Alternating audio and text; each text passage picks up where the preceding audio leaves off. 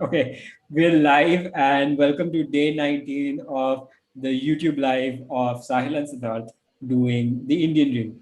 So for 30 days non-stop, we're doing daily YouTube live, covering different business ideas, different business opportunities, different ways that you can make money, even we even do side hustles. So please like, please subscribe, please comment. Uh, Today's episode is going to be a rant on my side because I'm currently in the market to buy a house in Bombay. And I've been having such a hard time dealing with real estate brokers. And I feel like the entire industry of real estate brokers, it needs to be bloody like just the playbook needs to be ripped apart and the entire industry needs to be reimagined from the bottom up. This is what happened in the US, and I feel like it needs to happen in India as well. All right, Uh, you're clearly frustrated. You're I'm you're so angry. angry. I'm so Okay, angry. let's take it step by step. What Okay. happened? What made you realize like this is What just made me broken? realize this? Because I went to see a flat today and I really liked it, right? I really, really, really liked it. And then as soon as I saw it, then the real estate broker was like, oh, you need to give the token amount immediately. And the token amount he quoted was like 5% of the value of the flat. And I was like, dude, before I give a token amount, at least show me what papers I need to sign, or like let me sign some papers before sending the token amount. He's like, no, no, no, no, no. You need to sign this now. No, sorry. You need to send me the money now. Go to your bank, send me the money now. And they Then and then they I put will. and they put that classic thing, right? Like there are so many buyers waiting. Exactly, Yeah. exactly. Like he's like, it's going to go now if you don't send it. This is the only way I can reserve this flat for you. And he just like kept putting pressure on me, kept putting pressure on me, kept putting pressure on me. And he's like, I was like, I need to talk to my lawyer. He's like, no, don't talk to lawyers, or it's going to take forever. At least give the token amount. And he's like, it's refundable. I don't think It's not I will refundable, get man. the token amount back very easily from a real estate agency or for a construction or builder, whatever they call it, right? Yeah, I'm that's so not gonna angry. happen. I'm like losing words. Yeah, my heuristic, by the way, whenever somebody tries to pressure me into a deal on like you need to do it now, my immediate reaction is I'm not going to do it. I'm not going to do it. So I'm the same way. Okay, Yeah. I just want to answer your question or address what you said before we move into how we think the real estate brokerage market can improve. Um, So I'm the same way, right? Yeah. If somebody tries to pressure me into something, I back off. I'm like, okay, man, you want it so bad, you get it from somebody else. I am not going to be pressured into a deal. The thing is, I lost three amazing deals last year because of this. Again, they were at a really like distress sale in the peak lockdown when stamp duty in Maharashtra was like 2%. Now it's backed up to like 5-6%. I could have saved so much money if I'd just gone for the deal at that moment. Yeah. And they pressured me into it, and I was just like, I don't like it. So that's why I want to move faster this time. Yeah. But at the same time, I feel like, so angry at these real estate brokers. So, All right. yeah. Let's list down the problems. Okay, I'll list down the problems that I have faced while working with real estate brokers. Okay, number one, this is going to seem a little bit weird to people. Number one is that because this is based on sales commissions and because the market is so heterogeneous, there's such a big difference between different real estate agents. You will talk to a real estate agent who's amazing, and then the next real estate agent you will find is just terrible. There's no like average real estate agent. They're either amazing or they suck. So I the don't know. very first thing that I understand from by just talking to you is you don't work with one person. You just have to work with like several of them, right? Yeah, and yeah, some of them really, really, really suck. And also, okay, I'll move into the next one. Um, me as a buyer, I'm only doing this once in my life. I'm doing this once. I'm buying a place where I will raise my family, where I will live, hopefully for the next 30 years, right? And the problem is that the builder does it 10,000 times a year. The broker does it 10,000 times a year. And every time I talk to a broker, right, they're like, ha, up to you're doing this for the first time. That's why you don't know these things. That's why you keep questioning me. That's why you're asking for all these Of documents. course, I'm doing it for the first time. Because of this, there's so much asymmetry in the information that the buyer has, and the information that the seller has, and there's also a lot of asymmetry in experience. Like, I don't know the taxes. I asked about taxes and stamp duty, and he's like, "Oh, what? You're such an idiot. You don't know about all this shit." I'm like, "I've never bought a house before, man. How will I know this?" So that's number two, the asymmetry in experience and information. Number three, the agents and the brokers need to be in the good books of the builders, because the builders will keep coming up with inventory, they'll keep coming up with inventory. And even a prolific buyer will buy maximum one or two flats a year. Like, I'm thinking like Rakesh Junjunwala types, right? Really rich person, but in real estate. They'll buy max one or two properties, while builders will have 10,000 random number of properties per year. So they have to be in the good books. So that means the broker is not on your side. The broker is always on the side of the builder and the seller.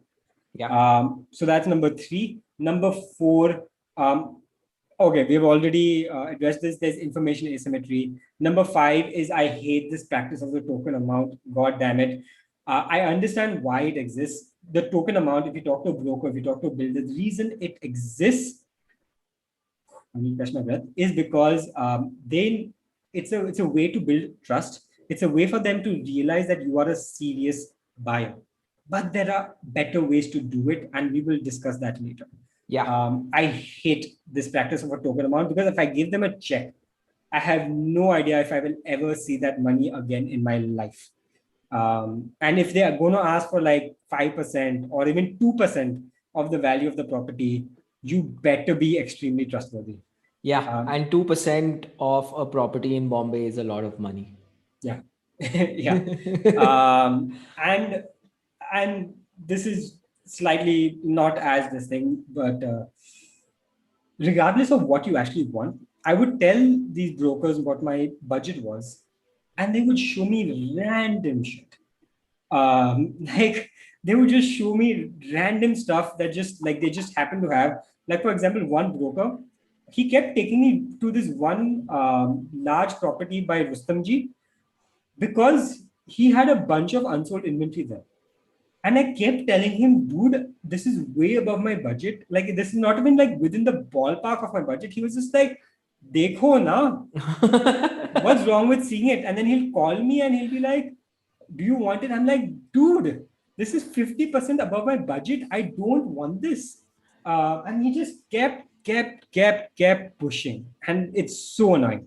Yeah. I mean, that happens in the rental market also, right? Like, some properties that are not going out for a long time, they get higher commissions on that. So they want to push those.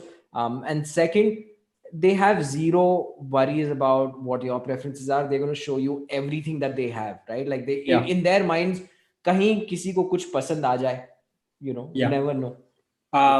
So before we move on to what we think the solutions could be, I want to address the elephant in the room.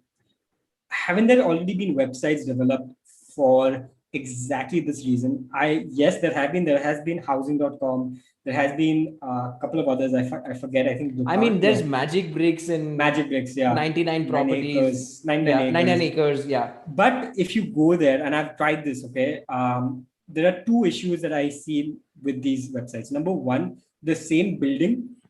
If you look at flats for the same size, like same acreage, whatever, square footage, they will have different prices listed. I'm just like, why? What is the reason why these different flats have different prices?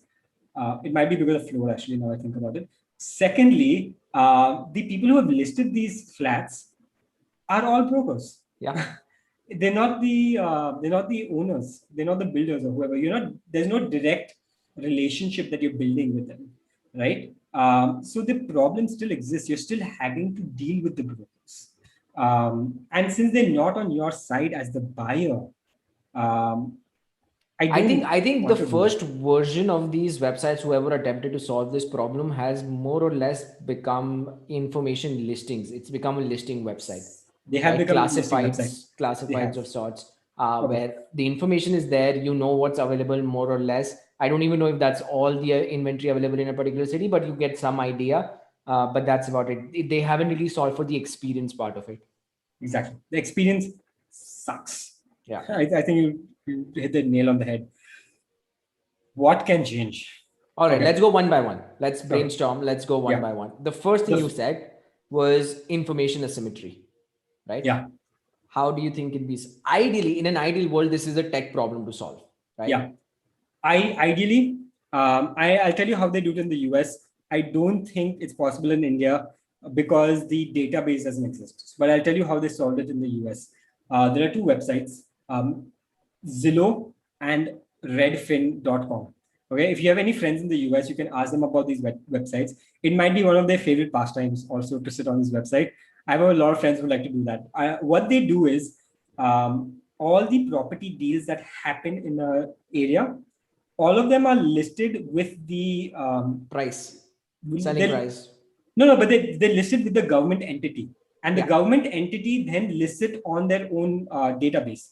And these websites, they basically take this information and they outlay onto a map, right? So then you can just go to that map and you can click on a house and you can see how much that house sold for last, whether it was 2020, whenever it was last sold. And So it has, they have really nice pictures. They have like the entire thing where you're literally like you're on Amazon, but you're checking out properties and the exactly prices and for all. millions of dollars. Yeah. So then you can go to an area, you can see like, oh, okay, so this area, these houses tend to sell for this much amount of money. The buyer then has a lot more information on their hands, and they can go to different areas. They can say that like, okay, I this is exactly my budget. This is exactly the kind of area that I want to go to, and this is exactly what I want to do. I don't think this database exists in India, and if it doesn't, I beg the government to make this kind of database. And if With it the does, introduction of radar, and the amount of information that's being pooled over there, it might be possible. Uh, yeah, in an ideal world, yes, but India runs real estate to, to a certain extent still runs on cash. yeah. The, the cash component, the unaccounted cash is still there. But I'll tell you one thing. While I've been seeing a lot of houses, apartments, most of the people I've interacted with have said we want zero black. We want Oh, 100%, interesting. So 100% that's check. changing. Yeah, I mean, we're making progress there. yeah. So good to hear that. That's been my experience. But how can this information asymmetry be solved in India, you think? I mean, it has to be from the government, right? Like this data aggregation is not possible by one company. The amount of money that they'll have to invest to actually do this is, yeah, it's mind blowing, right? In an ideal world, the government needs to have this data regardless, right? Um, okay, all right. Sorry, No, no. my laptop charge was low, so I had No, to yeah. So put in that an charge. ideal world, the government should have this data regardless. It's not just to enable buyers with information asymmetry. It's for them to understand what's happening in like the tax collection and inflation and whatnot. So many things, right? This is important data. Okay, In the now, future, yeah. in the future, I think blockchain could really solve for a lot of this, where transactions are noted on the blockchain, so they're immutable and nobody can change it, everybody can see it. In an ideal world, we're probably 10 years away from that, but I think blockchain might solve it. Yeah. Okay. Secondly, right, why does the token amount exist? The token amount exists because there's no trust. There's no trust that this buyer is genuine. There's no trust that they actually want to go ahead with this deal. It might just be an information gathering exercise. So how can you solve that trust exercise? And you said blockchain. Blockchain is one way of building trust. Another way, which is less technological than that, is just simply escrow. Yeah. Can you explain what escrow is, Siddharth? So escrow is basically you transferring money into giving it to a middleman. Think of it as a middleman, where if certain conditions are met, this transaction will go through. The escrow's job is to make sure they understand what are the conditions and they release once those conditions are met. There are services that do this. Large deals happen, corporate deals happen using escrow. So it's a fairly evolved network. They should definitely be used here, right? I was just to add on, even for your experience, right? Let's for whatever reason say even escrow is too much for these guys. Fucking give a document. I'm sorry. Give a document. Like put something on the table that says that you're taking token amount and hey, this is going to be refundable. Put a contract in place which makes the person who's giving the token at least comfortable. Right now, you just blindly, you just have to you've given an account number and you have to transfer the money to them. Yeah. Exactly. And again, tech can solve for this. There could be a website that enables doing this, has escrow built in already, all of those things where you know exactly what you're signing up for. The middleman sort of tech partner ensures that if this doesn't go through, you get the money back in X number of days, and they might be able to charge a decent amount on it. Yeah, I really think there's a tech solution to this. Blockchain is one of them. Escrow is something that already exists. Banks use this on a regular basis. I don't know why this does not happen. I'm so angry, man. Because I'm just imagining I'm not going to sleep well today because I have this thought in my head that tomorrow I have to wire this amount of money to this bank account, and it's stressing me out. Okay. Number 3. Okay. Again, this goes back to the information asymmetry, and it goes back to experience asymmetry. I think, and this is something we've discussed before as well, professional negotiators. Why the hell does that not exist in India? And I will tell you exactly how this can be modeled. I'll tell you why it doesn't exist in India before you answer that. Okay, because every Indian thinks they're great at negotiation. Every Indian. Like it just seems like it's in our bloods. Yeah. Although when I recently read a book around negotiation, I knew how much I sucked. So yeah. Read this book, Never Split the Difference, if you guys are interested. Yeah, it's a really good book on negotiation. But professional negotiators, this would be an amazing business. And I'll tell you how it will be structured, should be structured, sorry.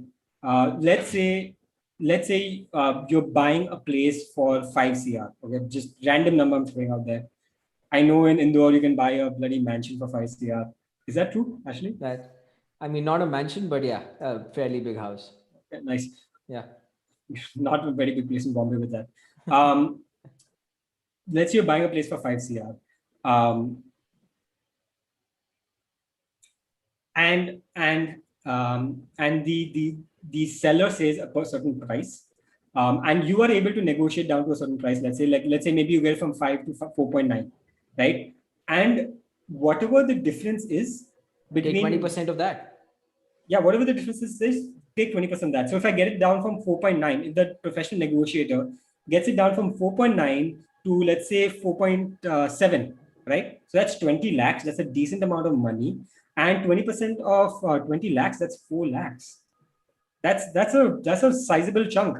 When it comes to real estate deals, there are also a lot of intangible benefits. So let's like an extra parking or no maintenance for these many years. So before you start your deal with the professional negotiator, you say that if you get me one more parking, I'll give you an extra 5 lakhs. And here's the thing, right? As you said, you're going to be doing it for the first time. So chances are you're not even aware about all the possible angles that you can bring in the negotiation, right? Versus somebody who's doing this on a day-to-day basis will know exactly, will give you all the options and you can sort of pick and choose. Okay, like give me XYZ things. Even if the price doesn't decrease by too much, that's completely fine. But I need these things.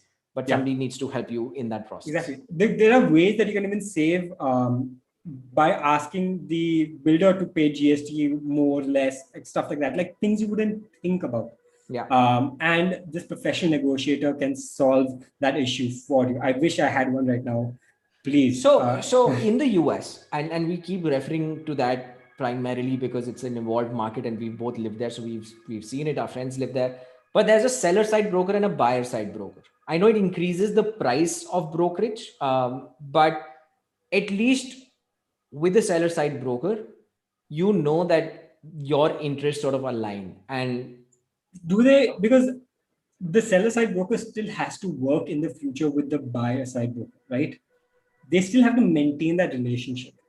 Over here, this professional negotiator only gets paid And this is where incentives are so important. He or she only gets paid when they reduce your buying price. Yeah, I see what you're saying. And for a real estate deal, a good negotiation can have a huge impact. Oh, in that case, the broker has no incentive at all to reduce the price because it's percentage of the final price. Exactly. Yeah. Exactly. Yeah. Exactly. The incentives are completely off where they do not care about how much you buy it for. All they care about the deal needs to go through. Yeah. That's all they Yeah. care about. And number four, this I don't have a solution for, but I there needs to be one. How do you break the builder broker relationship? Right? How do you stop that relationship that like it's bound to be there, but like is there a I, way I have to a thought. I have a thought, and yeah. I've seen a company which might be able to do this. The reason the builder buyer relationship or broker builder relationship exists the way it does is because builders hold all the power and brokers have to sort of bow down to them technically, right? Uh, Thousands of brokers, not as many builders. As simple as that. You need an equally large brokering organization, right? And there's a company in Gurgaon called Square Yards, which Reliance also invested in, where their primary job is to say, go to a buyer, go to a builder and say, I'm going to take the entire building. I'm going to take the responsibility of just like selling the entire building. And they've developed tech processes and stuff like that where they get to the customer, it's all sort of tech enabled and stuff like that. They help the customer get the loan, all of that process, right? So this is a fairly large organization that's doing it, where if the builder comes and they shouldn't be worried about like losing a builder if they're asking for crazy terms that are not good for the customer, if they are truly customer centric. But the example that I'm trying to give is the brokering organizations need to get big enough in order to sort of balance that So relationship. there are, I mean, I've seen this before as well. I personally know one company that does the exact same thing in Bombay. Like they take an entire commercial building and they rent out the entire thing. Yeah. um, I still don't feel that the incentives are matching, because Mm. in the end, there's if see, like for an entire building, let's say there are 100 flats, each flat goes for 1 crore. Now each flat goes for 1 crore, so there's 100 crores, right, of total sale. And let's say they get 1% of that, so that's 1 crore that they're earning. Now instead of selling for one crore each, they all sell for 95 lakhs each. Their They, earnings goes down to yeah. 95 lakhs. Why the hell Yeah. would they do that? No, I Yeah. don't think that's the solution. Yeah. That's true. There needs to be a different kind of solution. I'm not smart enough to come up with it. uh, I mean, technically goes back to that information asymmetry problem, right? If you actually put out the prices of all the properties around, the buyers are smart enough to say that I'm not going to pay this, yeah, extra for no reason. So yeah, I mean, it happens. It happens very off in a very offline way. At least, whenever I've seen people around me, my family members buying a property, they'll go check out the prices that were sold nearby in that area. That happens. I'm sure everybody does that, but that's so limited information. yeah. You need, and that's an offline network. Yeah, You need to know those people. But what if you yeah, don't know these people? And this is something I've done as well, right? I've looked at a flat and my mom has been like, I know somebody who lives there. yeah, Go talk to them. yeah. But like if you don't know Even somebody who lives there, what do you do? and actually, the next generation of buyers, Will people not. who will not big people who move from tier two cities to tier one, Bombay, Yeah. Bangalore, Delhi, they're the ones who made the money. They don't know anyone there. Cool. Let's end this.